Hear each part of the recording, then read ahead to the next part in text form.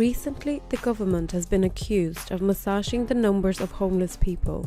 In April, the official figure by the Department of Housing stood at 9,652, but 300 people were removed from the numbers because they are not in emergency accommodation.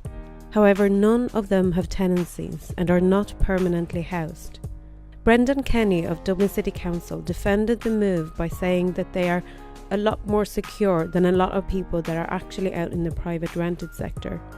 The reality is that with no tenancy agreements in place, they could be back on the streets at any time. In March, another 600 people were removed from the figures on the same basis.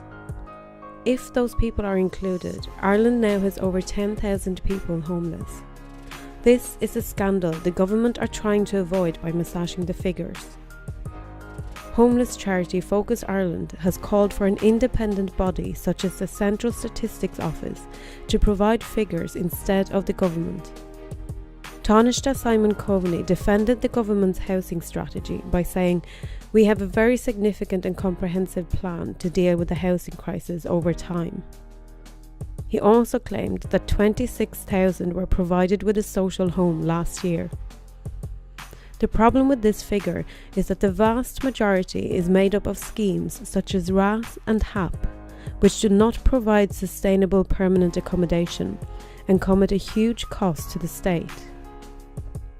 In terms of construction of new social housing units, there is no programme by the government to start building.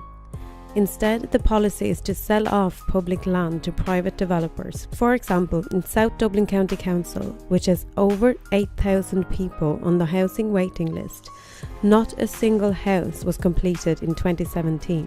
In the same year, the majority of councillors voted to sell off council-owned land for private development, for only 30% social and affordable housing.